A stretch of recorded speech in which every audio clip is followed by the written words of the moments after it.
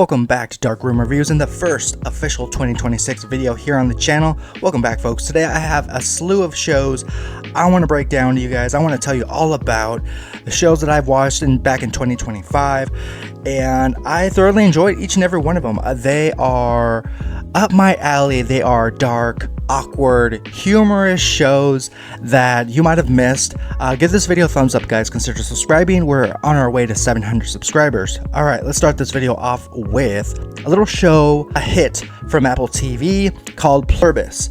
Now, this is from the creator of Breaking Bad, Better Call Saul, Vince Gilligan. This show stars Rhea Seehorn. Now, I believe she was in Better Call Saul. Pluribus is about a parasitic virus that spreads so quickly that only a handful of people survived. And essentially what this parasitic entity does is control people's minds, making everyone extremely happy, serviceable.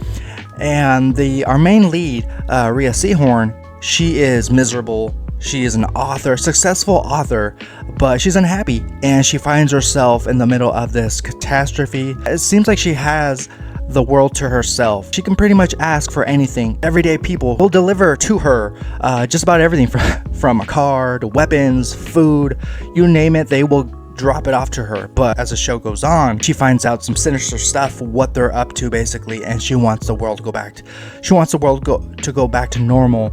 It's a very interesting show, very interesting concept. So that is Pluribus in a jar. Season 1 is out right now on Apple TV. Check it out. Next up, we are going to talk about a few shows I saw on HBOMax. First up is a little show called Task.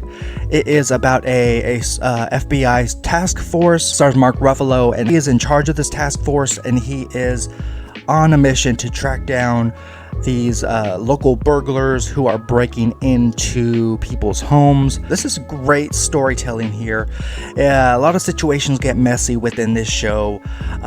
We learn a lot about the people behind these robberies and their motives and what their home life is like. The material here in the show gets dark when it's needed.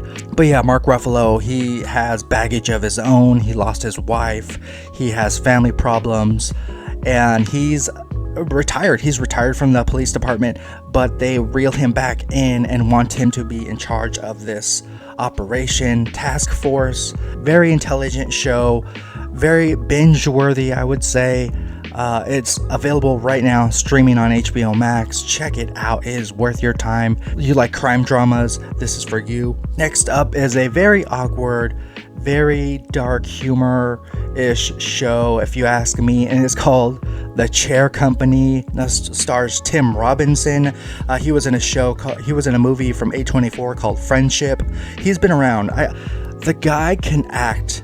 The guy has comedic chops, has a certain formula to him when it comes to acting, and this show showcases that, his acting range and how awkward it is and how this dark humor plays into this whole series. So Tim Robinson's character, he works for a company, and one day there is a big presentation. There is an embarrassing situation. During this presentation, he ends up breaking a chair he was sitting in, and the whole thing is kind of traumatizing to him, and it leads him down a rabbit hole that's obscure, far-fetched. He believes this is a whole conspiracy. Someone intentionally broke his chair.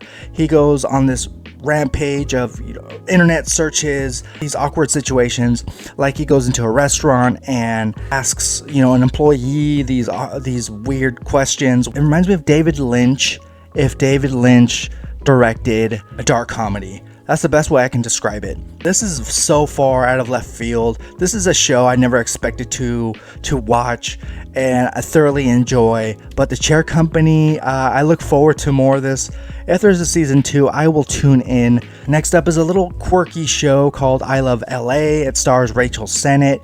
She is a social media manager. She's an agent for this little company out in LA, and she's got a love life. She's got a boyfriend, and she's best friends with a social media influencer, and the two get into trouble. See this for Rachel Sennett. She's a terrific actress. She's gonna do big things in 2026. I love seeing her in anything she does. She was in Bottoms, the movie. This show isn't for everyone. I think this show is for like a certain demographic, Gen Z, today's modern 20-year-olds. The last thing I want to discuss with you guys is the movie Knives Out, Wake Up Deadman, which debuted last month in 2025 on Netflix. It's right now streaming. Go check it out. It is the third Knives Out film from Rian Johnson. Now, if you're familiar with the Knives Out films, they are murder mysteries and they star Daniel Craig. Daniel Craig plays Benoit Blanc. He is the guy figuring out these mysteries along with this superstar cast. A lot of religious topics that feel forced, that make the audience question our faith, our beliefs. But I think this is a controversial film, but I enjoyed the mystery aspect to it. Daniel Craig does phenomenal work here as Benoit Blanc. He's got a lot of work to do in this movie. The only nitpick I would say is the last 20 minutes. It goes on for too long. I think this movie could have been cut down. I think the runtime could have been shortened. But as far as the performances go, everyone's top notch. Glenn Close is in here. She's had a hell of a year. Glenn Close, a few Netflix movies, and a show for Hulu. Do check this out if you're a fan of the Knives Out. This is another hit, in my opinion, from Rian Johnson. It's on Netflix right now. Go stream it. Guys, that is going to wrap up my series video. What was your favorite show of 2025? Let me know in those comments below. Thank you so very much for watching. Look out for more content in 2026 very, very soon.